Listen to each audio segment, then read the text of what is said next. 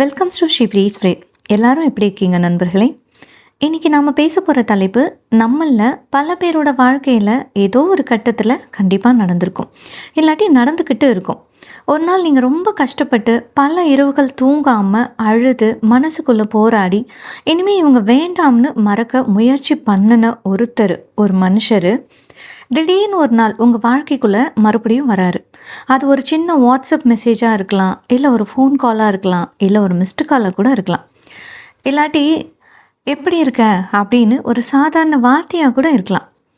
அவ்வளோதான், பல மாதங்களாக நீங்கள் கஷ்டப்பட்டு அமைதிப்படுத்தி வச்சுருந்த உங்களோட மனசு அந்த ஒரு மெசேஜை பார்த்த உடனே மறுபடியும் குழம்ப ஆரம்பிக்கும். பழைய நினைவுகள் எல்லாம் வரிசையாக வந்து நிற்கும். அவர் உங்ககிட்ட அன்பாக பேசினது, கூட இருந்த நல்ல தருணங்கள், இதெல்லாம் ஞாபகத்துக்கு வரும். அதே நேரத்தில் அவர் உங்களுக்கு கொடுத்த அந்த ஆறாத காயமும் வலியும் சேர்ந்து ஞாபகத்துக்கு வரும். உங்கள் மனசு ஒரு பக்கம் சொல்லும், வேண்டாம் இவங்கக்கிட்ட மறுபடியும் பேசாத, பழையபடி கஷ்டப்படுவ அப்படின்னு. ஆனால் இன்னொரு பக்கம் உங்களோட ஆசை சொல்லும், ஒருவேளை இவங்க உண்மையிலே மாறி இருந்தா ஒரு சான்ஸ் கொடுத்து தான் பார்க்கலாமே அப்படின்னு. இந்த குழப்பம்தான் இருக்கிறதுலையே மிகப்பெரிய நரகம். உங்களை ஏமாத்தினவர், உங்களை காயப்படுத்திட்டு போனவர் மறுபடியும் உங்ககிட்ட பேச வந்தால் நீங்கள் உண்மையிலே என்ன செய்யணும்? உணர்ச்சி வசப்படாமல் உங்கள் மன அமைதியை காப்பாற்றிக்கிட்டு எப்படி முடிவெடுக்கணும்? இன்றைக்கி அதை பற்றி தான் நம்ம ரொம்ப தெளிவாக ஆழமாக பேச போகிறோம். வீடியோவை கடைசி வரைக்கும் முழுசாக பாருங்கள், ஏன்னா இது உங்கள் வாழ்க்கையோட நிம்மதியை சம்மந்தப்பட்ட விஷயம். இந்த மாதிரி பயனுள்ள தகவல்களுக்கு நம்மளோட ஷி ப்ரீட்ஸ் ஃப்ரே சேனலை சப்ஸ்கிரைப் பண்ணி கூடவே இருக்க அந்த பெல் ஐக்கானையும் ப்ரெஸ் பண்ணி உங்களோட லவ் அண்ட் சப்போர்ட்டை கொடுங்க. முதல்ல நீங்கள் செய்ய வேண்டிய முதல் விஷயம், உடனே இந்த மாதிரி உங்களுக்கு ஒரு மெசேஜ் வருதுன்னு வச்சுக்கோங்களேன், உடனே நீங்கள் ரிப்ளை செய்யாதீங்க. அவர் மெசேஜ் பண்ணின உடனே ஒரு 5 செகண்டில் பதில் அனுப்பணும்னு எந்த ஒரு கட்டாயமும் இல்லை. கால் பண்ண உடனே அட்டன் பண்ணணும்னு அவசியமும் இல்லை. ஏன் தெரியுங்களா? அந்த மெசேஜை பார்த்த அடுத்த நிமிஷத்தில் உங்கள் மனசில் எமோஷன் தான் அதிகமாக இருக்கும். கோபம் இருக்கலாம், சந்தோஷம் இருக்கலாம், பழைய அன்பு கூட இருக்கலாம், இல்லாட்டி பழைய வலி இருக்கலாம். எல்லாமே ஒன்றா கலந்து ஒரு புயல் மாதிரி அடிக்கும். அந்த உணர்ச்சி கொந்தளிப்பான சூழ்நிலையில் நீங்கள் எடுக்கிற எந்த ஒரு முடிவும் அப்புறம் உங்களை மறுபடியும் பெரிய ஆபத்தில் கொண்டு போயிட்டு நிறுத்தும். அதனால் முதல்ல அமைதியாக இருங்க. ஒரு நாள் டைம் எடுங்க, தேவைப்பட்டால் 2 நாள் கூட டைம் எடுங்க. ஃபோனை தள்ளி வைங்க.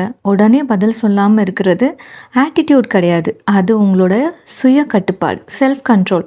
நீங்கள் உடனே ரிப்ளை பண்ணாமல் இருக்கும்போது தான் எதிரில் இருக்கிறவங்களுக்கு ஒரு விஷயம் புரியும்.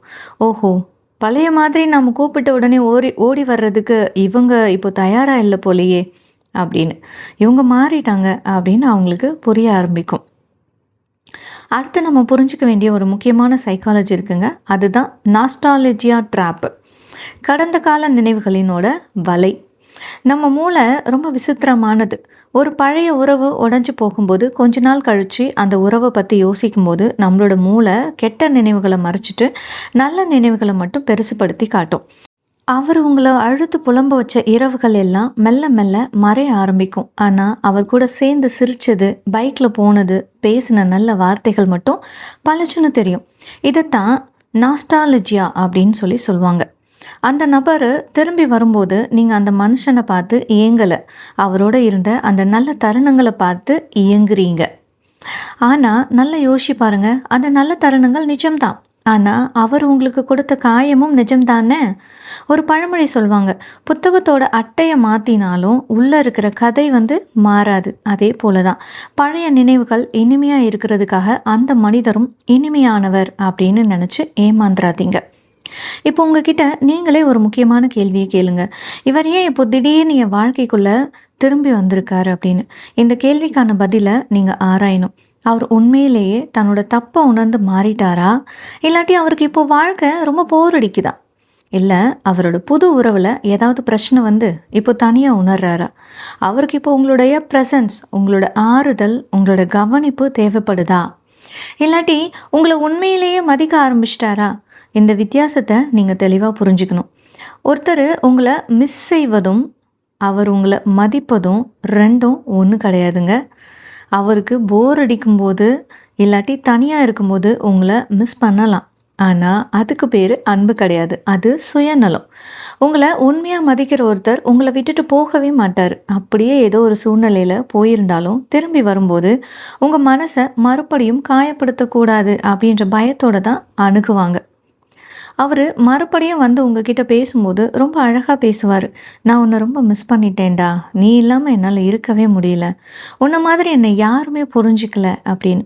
இந்த வார்த்தைகளை கேட்கும்போது உங்கள் மனசு அப்படியே உருக்கும்.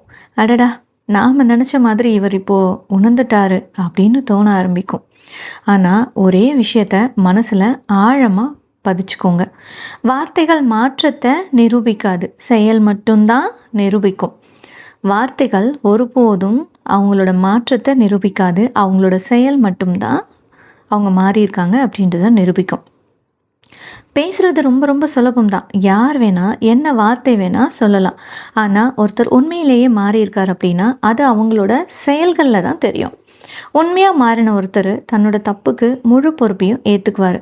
நீயும் அன்னைக்கு அப்படி தானே பண்ணின அப்படின்னு உங்கள் மேலே பழியை தூக்கி போட்டு தப்பிக்க பார்க்க மாட்டார். சாக்கு போக்கு சொல்ல மாட்டார். நான் பண்ணது தப்பு தான், அது உன்னை எவ்வளோ காயப்படுத்தியிருக்கோம் அப்படின்னு எனக்கு புரியுதுன்னு சொல்வார். இதைத்தான் உண்மையான மாற்றத்தோட முதல் அறிகுறி. அடுத்ததாக நம்ம ஆளுங்க பல பேர் பண்ணுற பெரிய தப்பு, ஒருத்தர் வந்து சாரி சொன்ன உடனே எல்லாத்தையும் மறந்துட்டு மறுபடியும் பழையபடி ஓடி போய் விழுறது.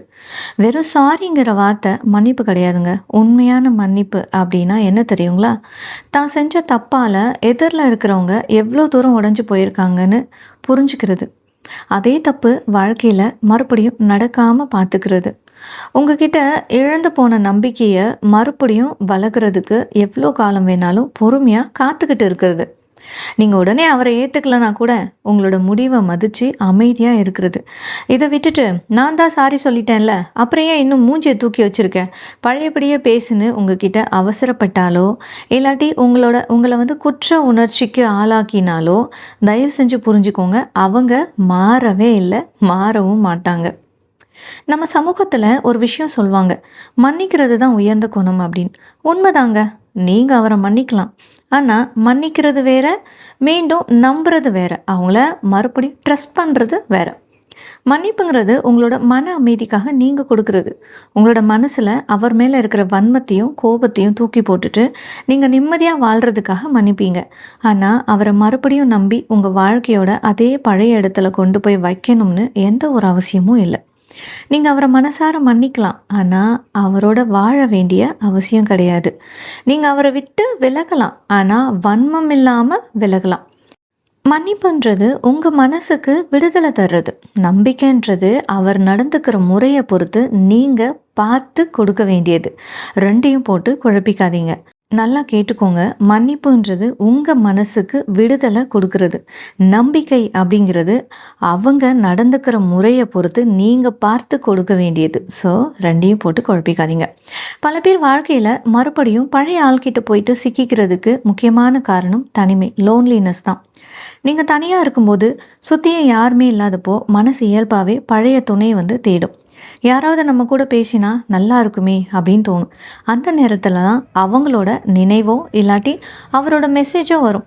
நாம் உடனே என்ன நினைப்போம்னா, எனக்கு இன்னமும் அவர் மேலே அன்பு இருக்குது அப்படின்னு நினைப்போம்.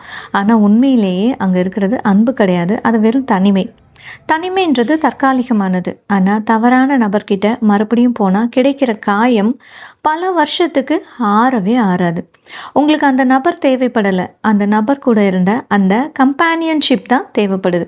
இந்த வித்தியாசத்தை நீங்கள் தெளிவாக உணரணும். தனியாக இருக்கிறதுக்காக உங்களை உடைச்ச ஒருத்தர்கிட்ட மறுபடியும் தஞ்சம் அடையாதீங்க. ஒரு காலத்தில் இவர் இல்லாமல் என்னால் வாழவே முடியாது, இவர் போயிட்டா என்னோடய வாழ்க்கையே முடிஞ்சிடும் அப்படின்னு நீங்கள் நினச்சிருப்பீங்க. ஆனால் அப்புறம் என்னாச்சு? அவர் போனார், நீங்கள் அழுதீங்க, கஷ்டப்பட்டீங்க, தூங்காமல் தவிச்சிங்க. ஆனால் மெல்ல மெல்ல உங்களை நீங்களே தேத்திக்கிட்டு எந்திரிச்சு நின்னீங்க. இன்னைக்கு வரைக்கும் உயிரோட வாழ்ந்துட்டு தான் இருக்கீங்க. அவர் இல்லாமலே நீங்கள் வாழ்கிறதுக்கு பழகிக்கிட்டீங்க, அதுதான் உண்மை. அப்படி இருக்கும்போது இப்போ அவர் திரும்பி வந்துட்டாரு அப்படின்றதுக்காக எனக்கு அவர் கண்டிப்பாக வேணும்னு நீங்கள் ஏன் நினைக்கிறீங்க? உங்களுக்கு அவர் மேலே இன்னமும் ஏதோ ஒரு மூலையில் அன்பு இருக்கலாம், உணர்வுகள் இருக்கலாம். ஆனால் அவர் இல்லாமல் என்னால் வாழ முடியாது அப்படின்ற பொய்யை மட்டும் நம்பாதீங்க. ஏன்னா அவர் இல்லாமலேயே நீங்கள் வாழ்ந்து காட்டிட்டீங்க. You have already survived the worst. கடைசியாக ஒரே ஒரு விஷயத்த மனசில் பதிய வச்சுக்கோங்க. உங்களை ஏமாத்தின ஒருத்தர் மறுபடியும் உங்கள் வாழ்க்கைக்குள்ளே வராருன்னா அது உங்களோட வாழ்க்கையோட இரண்டாவது வாய்ப்பு கிடையாது, செகண்ட் சான்ஸ் கிடையாது. நல்லா இந்த சென்டென்ஸை பாருங்கள். உங்களை ஏமாத்தின ஒருத்தர் ஏதோ ஒரு காரணத்தால், சமய சந்தர்ப்ப சூழ்நிலையால் விட்டுட்டு போனவர் கிடையாதுங்க.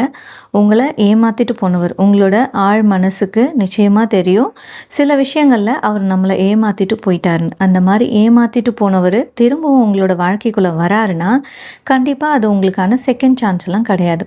சில நேரங்களில் அது உங்களோட பழைய காயத்தை மீண்டும் திறந்து பார்க்க வந்த ஒரு சோதனையாக கூட இருக்கலாம். அவர் திரும்பி வந்ததும் உடனே ஏற்றுக்கவும் வேணாம், உடனே தூக்கி எறிஞ்சிடவும் வேணாம். தூரத்துலேருந்து கவனித்து பாருங்கள். அவரோட வார்த்தைகளை பார்க்காதீங்க, அவரோட செயல்களை பார்க்க ஆரம்பிங்க. உங்களோட எல்லைகளை அவர் மதிக்கிறாரா, நீங்கள் வைக்கிற பவுண்ட்ரிஸ் எல்லாம் அவங்க மதிக்கிறாங்களா அப்படின்னு, உங்களுக்கு நேரம் கொடுக்குறாங்களா, உங்களோட மன அமைதிக்கு இடம் கொடுக்குறாங்களா அப்படின்னு பாருங்கள். இதையெல்லாம் காலப்போக்கில் பாருங்கள். அவசரப்பட்டு எந்த முடிவும் எடுக்காதீங்க. உங்ககிட்ட நீங்களே ஒரு கேள்வி கேட்டுக்கோங்க. இந்த மனுஷன் என் வாழ்க்கைக்குள்ளே மறுபடியும் வந்தால் என் மன அமைதி அதிகமாகுமா, இல்லை பயமும் சந்தேகமும் அதிகமாகுமா அப்படின்ற கேள்வியை உங்களுக்குள்ளே கேட்டுக்கோங்க. உங்கள் மனசு என்ன சொல்லுதோ அதை கேளுங்க. ஒருவேளை அவர் உண்மையிலேயே மாறி இருந்தால் காலம் அதை நிரூபிக்கட்டும். ஒருவேளை அவர் மாறவே இல்லைன்னா காலமே அவரை விலக்கி வைக்கும். உங்களை இழந்த பிறகு ஒருவர் திரும்பி வர்றது அவருடைய உணர்வாக இருக்கலாம்.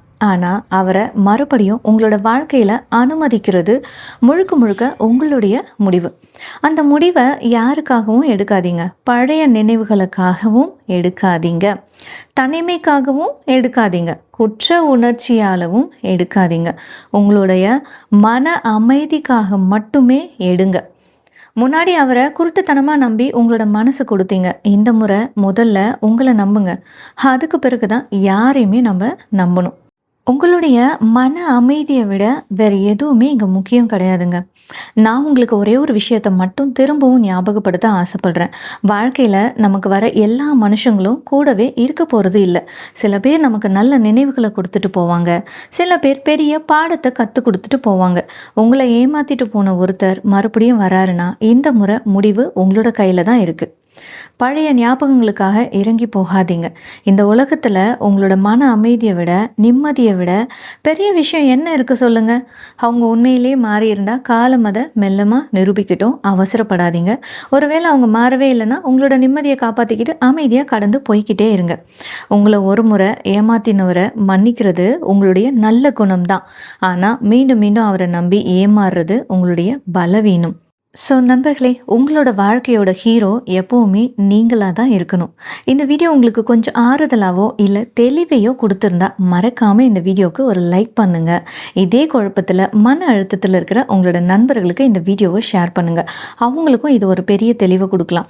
உங்களோட வாழ்க்கையிலையும் இந்த மாதிரி யாராவது திரும்பி வந்திருக்காங்களா, நீங்கள் என்ன முடிவெடுத்தீங்க அப்படின்றத கீழே கமெண்ட்டில் சொல்லுங்கள். இந்த மாதிரி பயனுள்ள தகவல்களுக்கு அப்படியே நம்மளோட ஷீ ப்ரீட்ஸ் பே சேனலை சப்ஸ்கிரைப் பண்ணி உங்களோட லவ் அண்ட் சப்போர்ட்டை கொடுங்க. அடுத்து ஒரு நல்ல பயனுள்ள வீடியோவில் உங்களை சந்திக்கிறேன். நன்றி, வணக்கம்.